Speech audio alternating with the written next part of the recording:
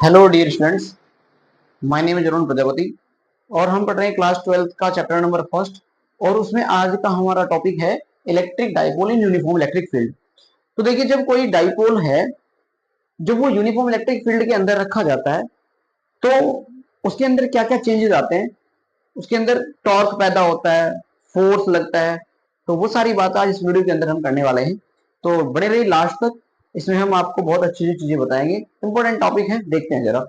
ये हमने कहा कि यूनिफॉर्म इलेक्ट्रिक फील्ड है। ये रहा आपके पास कोई यूनिफॉर्म इलेक्ट्रिक फील्ड। इस इलेक्ट्रिक फील्ड के अंदर यूनिफॉर्म इलेक्ट्रिक तो पता है आपको से क्या होता है, जहां पर इलेक्ट्रिक फील्ड की वैल्यू क्या हो, बराबर हो। जहां पर इलेक्ट्रिक फील्ड की वैल्यू क्या हो, हर पॉइंट पर बराबर हो। तो ये है इलेक्ट्रिक फील्ड, कैसा, यूनिफॉर्म। तो जो हम कंडीशन कर रहे हैं वो हम कंडीशन करेंगे यूनिफॉर्म इलेक्ट्रिक फील्ड। अगर नॉन यूनिफॉर्म हो जाएगा तो चीजें बदल जाएंगी। तो देखिए जरा, हमने कहा कि एक हमने डाइपोल इसके अंदर रख दिया, ये है डाइपोल। इस डाइपोल की लेंथ है 2L, इसकी लेंथ है 2L। इस पर चार्ज है -Q और +Q। इसको मैं नाम भी देता हूं A B। ठीक है भाई। अब ये जो डाइपोल मोमेंट है उसकी डायरेक्शन आपको पता है कि निगेटिव से पॉजिटिव होती है, यानी डाइपोल मोमेंट इसका कितना है, P। तो डाइपोल मोमेंट और इलेक्ट्रिक फील्ड के बीच बनने वाला एंगल क्या है, थीटा। यानी हमने थीटा एंगल बनाते हुए इसको रख दिया गया है। तो अब क्या होगा, ये जो पॉजिटिव चार्ज है, इस पॉजिटिव चार्ज की वजह से इलेक्ट्रिक फील्ड के अलोंग एक फोर्स लगेगा। वो कितना होगा, F बराबर QE। आपको पता है कि जब कोई पॉजिटिव चार्ज किसी इलेक्ट्रिक फील्ड के अंदर रखा जाता है तो उस पर एक फोर्स लगता है जो कि इलेक्ट्रिक फील्ड के अलोंग होता है। जिस डायरेक्शन में इलेक्ट्रिक फील्ड है उस डायरेक्शन में वो क्या लगता है, फोर्स लगता है। अगर चार्ज निगेटिव है तो निगेटिव की वजह से जो फोर्स लगेगा वो क्या लगेगा, जस्ट अपोजिट डायरेक्शन में। तो यानी इलेक्ट्रिक फील्ड के जस्ट अपोजिट डायरेक्शन में जो फोर्स लगेगा वो हमारा है F बराबर QE।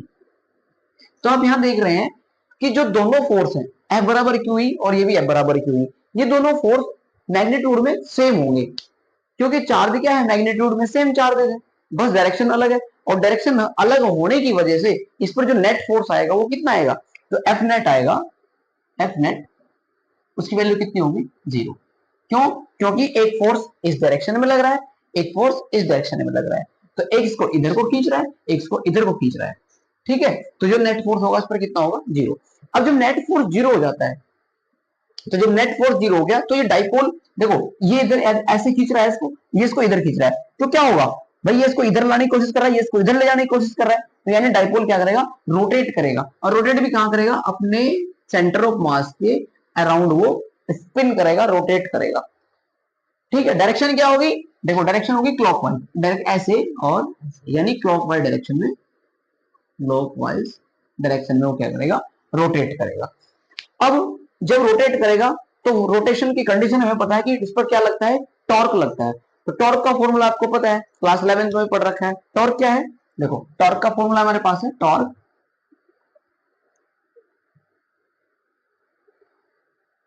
Force into perpendicular distance. ठीक है, अब देखो फोर्स, कोई भी एक फोर्स आप इसमें से ले लो, क्योंकि मैग्नीट्यूड में दोनों फोर्स बराबर है, नहीं either force into perpendicular distance. तो कोई भी एक फोर्स ले लेंगे और परपेंडिकुलर डिस्टेंस किसकी, इसके और इसके बीच की परपेंडिकुलर डिस्टेंस, या फिर हम कह सकते हैं जो सेंटर ऑफ रोटेशन यानी सेंटर ऑफ मास जिसके अलाउंग ये क्या कर रहा है, घूम रहा है, सेंटर ऑफ रोटेशन यानी यहाँ ऐसे घूम रहा है। ये जैसे ये डाइपोल है, ये डाइपोल, ये पॉजिटिव चार्ज है, नेगेटिव चार्ज है। ब्लैक कैप है इसकी, पॉजिटिव चार्ज को शो कर रहे हैं, जो इधर व्हाइट वाले ये नेगेटिव को दिखा रही है। तो जब इसको हम इसके अंदर रखेंगे तो क्या होगा, इस पर कुछ फोर्स लगेगा, तो जितना फोर्स इधर लग रहा है इतना इधर लगेगा, तो ये क्या करेगा, रोटेट करेगा। तो यानी ये फोर्स की तो वैल्यू आ गई आपके पास 0। अब जो परपेंडिकुलर डिस्टेंस है, देखो यहां से फोर्स और रोटेशन, ये आपका है रोटेशन, ये रोटेशन एक्सिस, और ये क्या है, फोर्स लगा, देखो ये यहाँ पर रोटेशन एक्सिस डाइपोल की, और इधर लग रहा है फोर्स।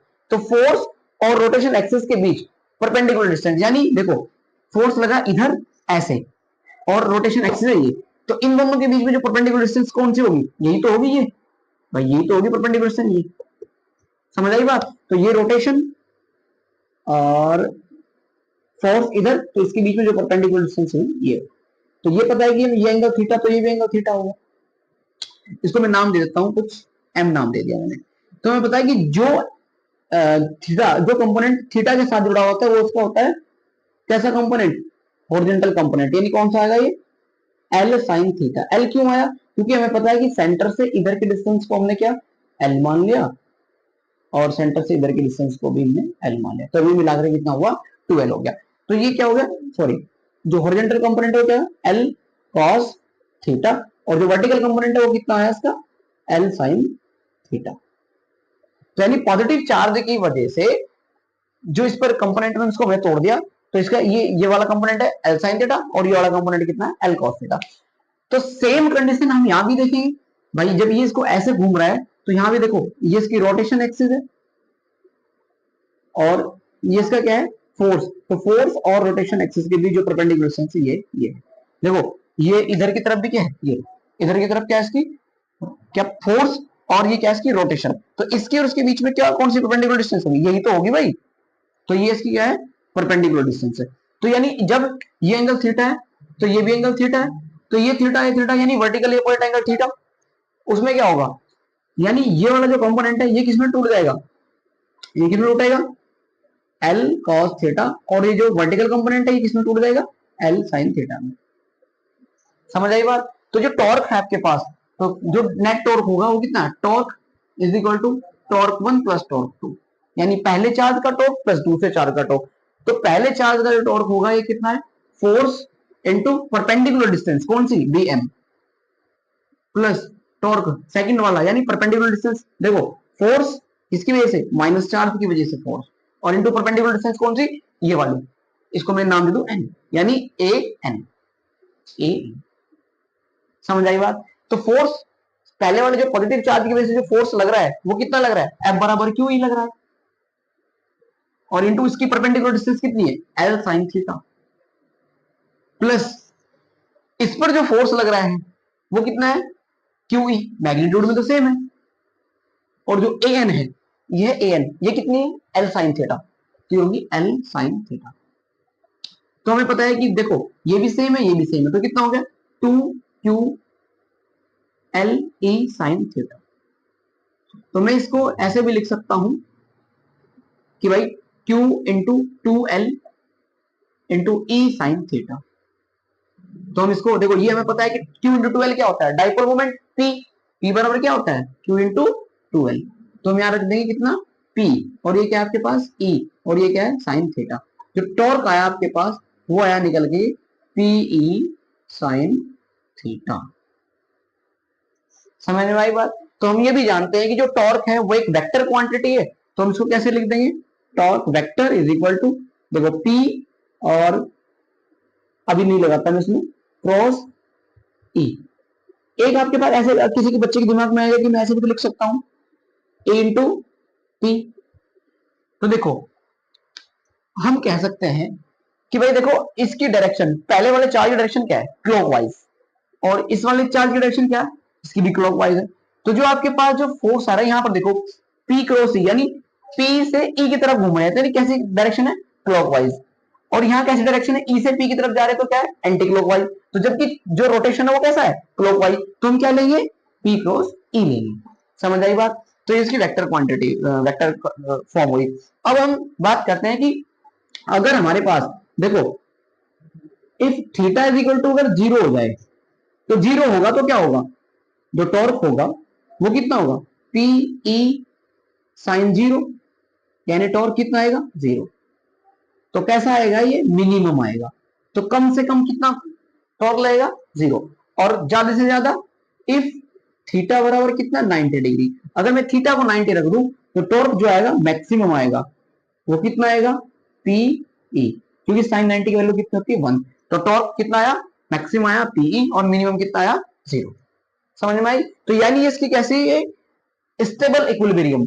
अगर मैं बात करूं अनस्टेबल इक्विलिब्रियम, यानी इस डाइपोल को हमने घुमा करके ऐसे ले आए हम 180 डिग्री कर दिया, अगर थीटा में 180 कर दूं, थीटा बराबर 180, तो टॉर्क क्या होगा, टॉर्क भी क्या होगा जीरो होगा, तब भी जीरो होगा।